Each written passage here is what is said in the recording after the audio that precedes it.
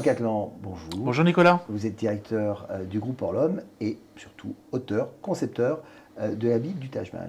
Alors, la question qui revient souvent, qu'on doit souvent vous poser, c'est quel score viser au Taj Mahal?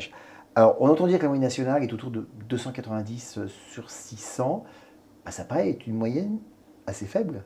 Oui, c'est vrai que c'est assez faible. Bon, après, on a quand même affaire à une moyenne nationale, hein, donc sur plusieurs milliers de candidats, dont certains qui y vont un petit peu, comme on dit, la fleur au fusil, quoi. Ils y vont sans trop se préparer.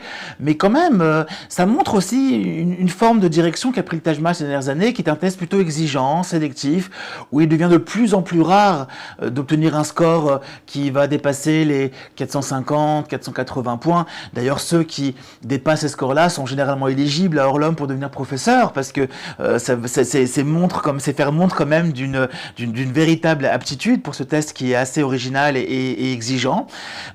Mais je crois que ce score nous invite quand même à se dire que, eh bien, quand bien même j'obtiendrai par le plus grand des malheurs, un score autour de 280, 300, après une longue préparation, eh bien on n'est pas complètement disqualifié malgré tout pour postuler auprès des grandes écoles qui, n'oublions pas, ne vont pas faire du Taj Mahal la seule épreuve qualifiante. Hein. Il y a aussi d'autres épreuves qui permettent d'entrer dans les écoles de commerce et management. Mais c'est quoi un bon score au Taj Mahal? Pour moi, un bon score au Taj Mahal, c'est un score d'abord qui doit permettre de saluer une préparation, de venir récompenser quelque par un étudiant, et je crois qu'un étudiant qui s'est bien préparé doit pouvoir espérer un bon 350 et plus, qui lui permet quand même de postuler à toutes les écoles avec beaucoup d'assurance, beaucoup de prétention. Une école comme l'EM Lyon, comme l'EDEC, les admissibles généralement, les admis vont avoir un score qui va dépasser gentiment les 350, 360.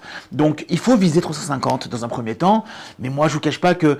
pourquoi pas 400? Voilà, moi je dis à mes élèves qu'il faut viser 400, et d'ailleurs ce conseil que je leur donne, et plutôt cet ordre que je leur donne de viser 400, le fait que la moyenne d'Orlom aujourd'hui est plus autour de 375, 380 au Taj Mahal, donc on est quand même meilleur que la moyenne nationale et même meilleur que beaucoup d'admissibles dans différentes écoles de commerce et de management. Quel est votre meilleur score? Alors, nos élèves, j'ai eu plusieurs scores qui ont dépassé les 500. Ce sont des élèves parfois qui s'y attendaient pas.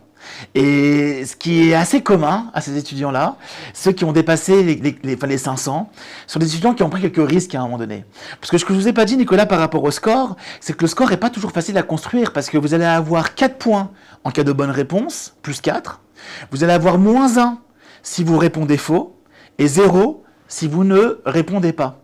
Et parfois, eh bien, lorsque je prends un risque, j'obtiens mon plus 4 si la réponse est bonne, et au lieu d'un 0, si je ne réponds pas, tout d'un coup j'ai un plus 4. Donc vous avez quand même une disparité, une variance qui est très forte au Taj Mahal, et qui fait que ceux qui prennent quelques risques parfois, notamment dans les épreuves de compréhension de texte, de raisonnement et argumentation, qui sont des épreuves où il va falloir avoir un peu de courage pour distinguer deux réponses assez proches, et ben, quand on prend quelques risques, ça peut parfois payer, mais à condition, Nicolas, qu'on cartonne les épreuves dites matheuses, hein, de logique, de conditions minimales et de calcul. Est-ce qu'il y a un record à battre? Alors, le record à battre n'a jamais été divulgué, mais il semblerait qu'on a des étudiants quand même qui, enfin, en tout cas, moi, ce que je sais à la prépa, un étudiant qui a eu 513, un autre qui a eu 520 et quelques. Oui, je crois qu'on parle de ces scores-là à battre, effectivement. Mais encore une fois, le score de 400 me paraît atteignable, et si vous me permettez, je vais vous expliquer pourquoi.